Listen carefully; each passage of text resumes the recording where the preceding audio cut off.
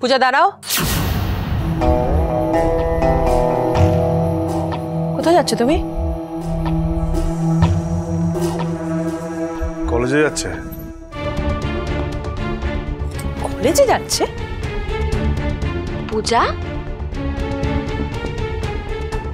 আজকে না সরস্বতী পুজোর পরের দিন।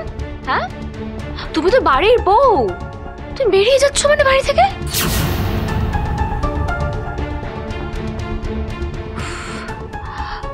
মা, আমি আসছি। হ্যাঁ, আমি সেলনে যাচ্ছি। আপনি কি বাড়ির বউ নন?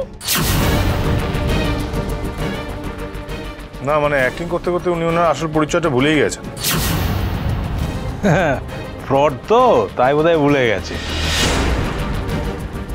শোনো, আজকে না আমি একটা জিনিসের নিষ্পত্তি চাই। আর কতটা প্রমাণ দিলে পরে তোমরা বিশ্বাস করবে যে ও ফ্রড নয়? পূজা, তুমি কলেজ যাও, এখানে দাঁড়িয়ে তুমি তোমার সময় নষ্ট করো না। যা মা, যা যা।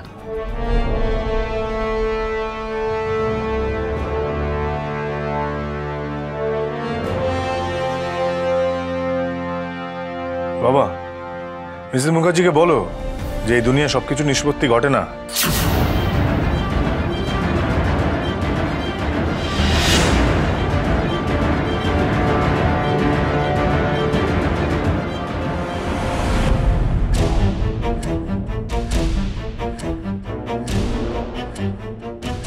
মা, এটা কিন্তু আমার সাথে অন্যায় হচ্ছে।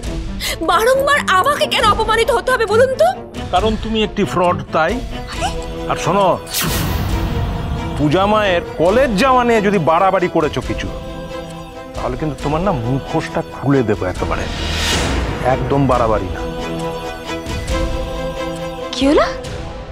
বুড়োটা হঠাৎ খেপে গেল কেন? রাজবাবু তো এই সময় এখান দিয়ে যান, তাহলে আজকে দেরি হচ্ছে কেন?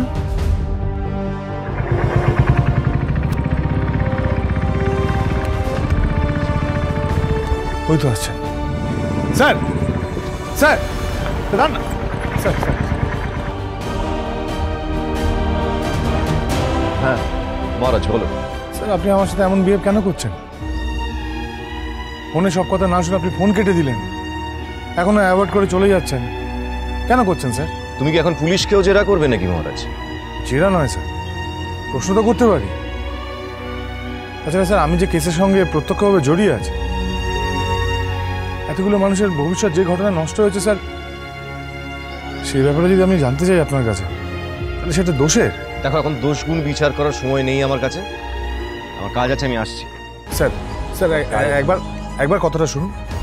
স্যার, স্যার শুনুন না। Sir sir sir sir sir sir sir sir এইভাবে স্যার আপনি আমার প্রশ্নের উত্তর না দিয়ে এভাবে যেতে পারবেন না স্যার, প্লিজ প্লিজ।